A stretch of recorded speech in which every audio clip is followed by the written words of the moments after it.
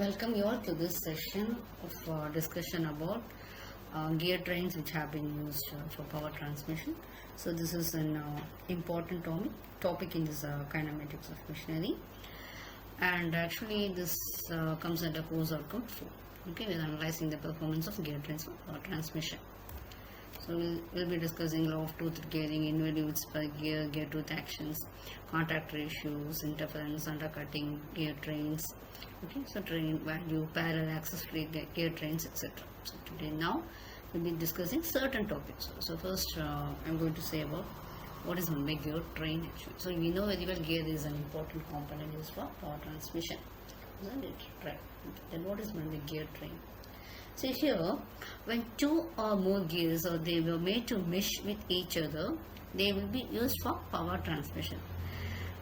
They can transmit power from one shaft to the another. So combinations of gears which have been meshed with each other and are used for power transmission is called as gear train or train of toothed wheels. Okay, or train of toothed wheels. Now actually this on what factor there will be this nature of gear train will be fixed. So this you can see that the nature of train used will be depending upon the velocity ratio.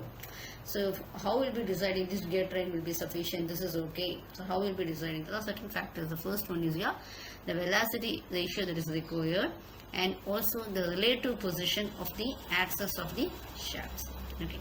And the gear train may also have spur, bevel or spiral gears. Okay.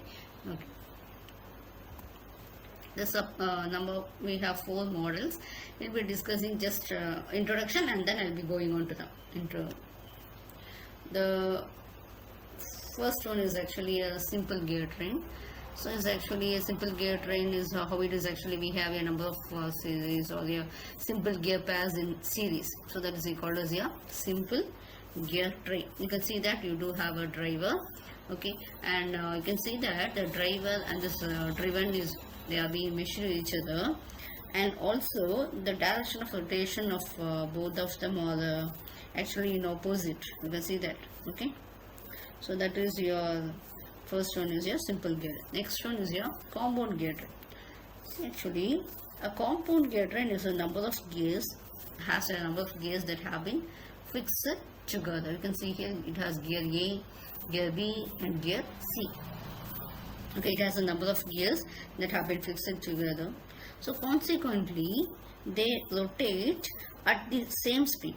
Okay, so you can see that the gears that make up a compound gear usually differ in size, and they may have a different number of teeth also. That is not at all an issue. You can see that the diameters of various gears, they are entirely different, and also number of teeth also vary. So this is you need not worry about it.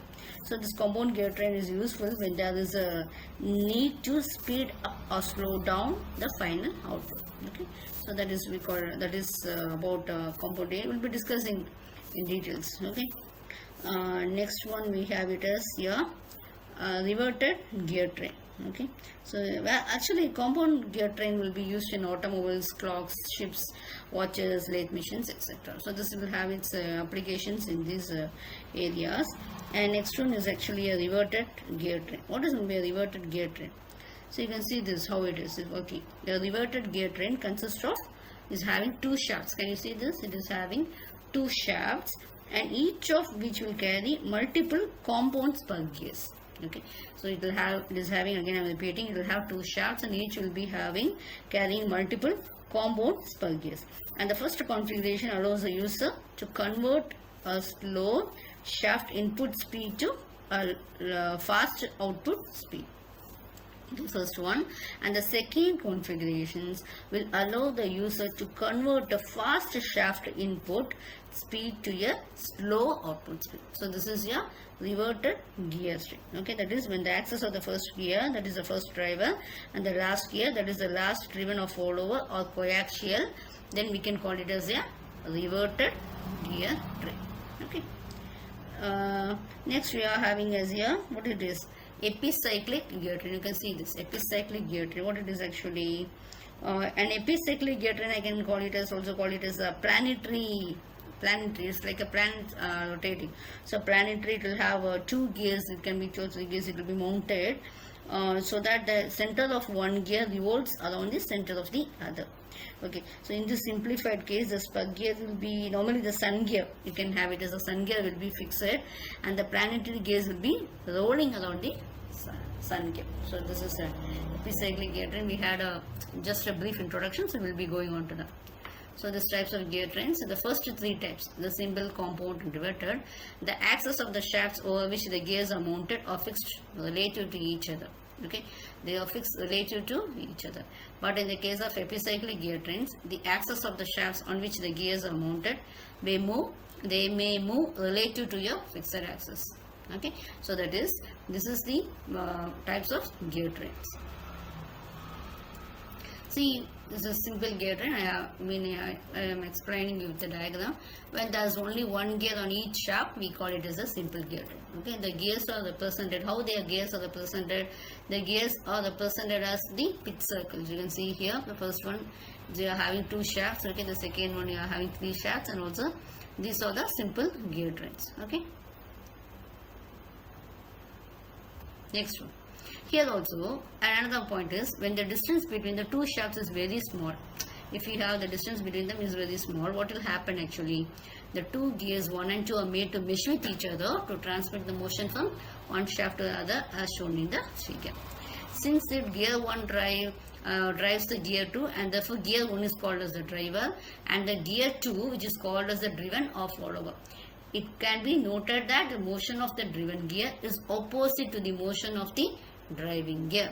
Okay, so what is the purpose of, we are going to see why you are using the simple gear train. Sometimes you may also, this is a simple gear train. First I was discussing when the centers or the shafts are very close to each other, but here the centers of the gears are very large, so the motion of one gear to another, it will be difficult to transmit the motion. So we do have, by you can provide large sized gears, or you can have one or more intermediate gears. A little consideration will show that the former method, this is very inconvenient. If you have a very larger gear, it will be inconvenient, and also it is uneconomical also. But if you are having intermediate gears, then it will be very convenient. It is also economical, right? So it can be also noted that when the number of intermediate gears are odd, that is, the motion of both the gears is like as shown in the figure. So what happens here?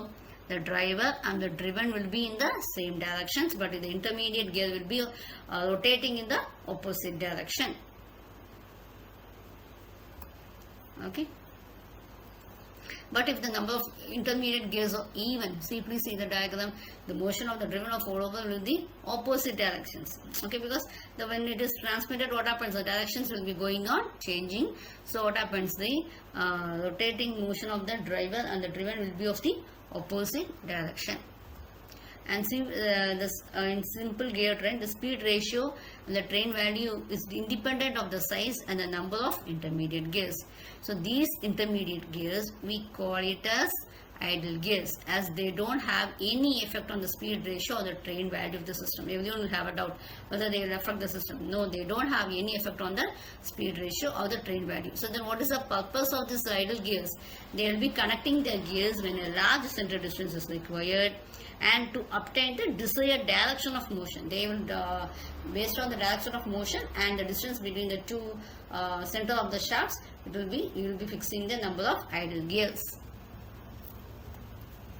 And how it is compound gear train? When there are more than one gear on a shaft, then we call it as a compound gear train. You can see, please, here you can see that two gears are being mounted in one shaft. Okay, so that is called as a compound gear train. Okay, so the speed ratios will be given by these equations. These are the equations, that is N1 by N2 into N3 by N4 into N5 by N6 is equal to T2 by T1 into T4 by T3 into T6 by T5. Since you can see the diagram, please. Since gears 2 and 3 are mounted on one shaft B, okay, capital B, therefore N2 is equal to N3. Similarly, when the gears 4 and 5 are mounted on the shaft capital C, then N4 will be equal to N5. N4 will be equal to N5. Okay, so here, so this 2 and 3, so N2 is equal to N3, 4 and 5, and N4 is equal to N5. So the gears which mesh must have the same circular pitch or module. The gears 1 and 2 must have the same module as they are meshing together. Similarly, the 3 and 4 and the gears 5 and 6 should also have the same module for meshing.